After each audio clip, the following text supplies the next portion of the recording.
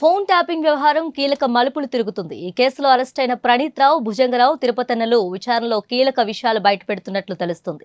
ఈ ముగ్గురిని పోలీస్ కస్టడీకి ఇవ్వాలని పిటిషన్పై న్యాయస్థానం ఇవాళ తీర్పును వెల్లడించనుంది. ఈ నేపథ్యంలో మరో అధికారి పాత్ర తెరమీదకు వచ్చింది. గతంలో ఎస్ఓటీ ఇన్ఛార్జిగా పనిచేసిన ఓ డీసీపీ ట్యాపింగ్ వ్యవహారంలో అక్రమ వసూలుకు పాల్పడినట్లు పోలీసులు అనుమానిస్తున్నారు.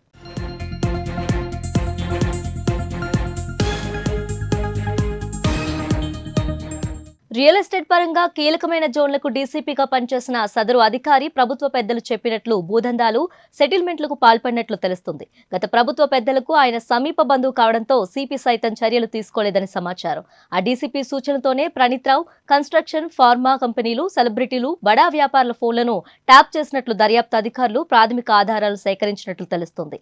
సదరు డీసీపీ సహా రాధాకిషన్ రావు బ్లాక్ మెయిల్స్ ద్వారా కోట్ల మేర అక్రమ వసూలుకు పాల్పడినట్లు దర్యాప్తులో అధికారులు గుర్తించినట్లు సమాచారం.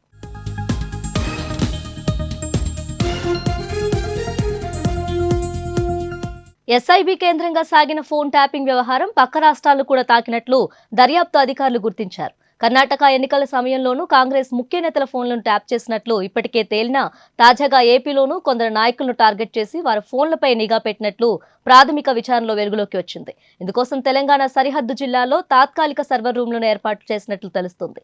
ఉమ్మడి పాలమూరు జిల్లాలోనూ శివారు ప్రాంతాల్లోనూ ట్యాపింగ్ సెంటర్లు చేసినట్లు సమాచారం.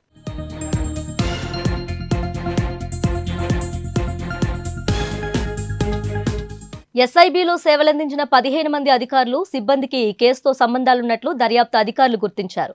ఎస్ఐబి చీఫ్ ప్రభాకర్ రావు ఆదేశాలు, ప్రణీత్ రావు సూచనలతో జిల్లాలోని వార్ రూమ్లలో మకాం వేసి ట్యాపింగ్ వ్యవహారాలను చెక్కబెట్టారని తెలుస్తుంది.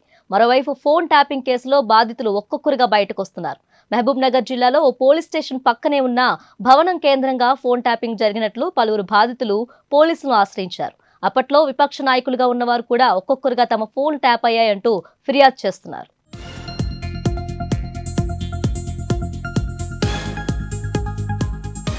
ఇదిలా ఉంటే ఫోన్ ట్యాపింగ్ కేసులో మరో కీలక పరిణామం చోటు చేసుకుంది. ఈ కేసుకు సంబంధించి మరో 2 పోలీస్ అధికారులను అదుపులోకి తీసుకున్నట్లు తెలుస్తుంది. ఈ కేసులో కీలక నిందితుడిగా ఉన్న ప్రణీత్ రావు, వారికి ఉన్న సంబంధాలపై అధికారులు ఆరా తీస్తున్నట్లు సమాచారం. బంజారాహిల్స్ పోలీస్ స్టేషన్లో అదుపులోకి తీసుకున్న 2 అధికారులను విచారిస్తున్నట్లు తెలుస్తుంది.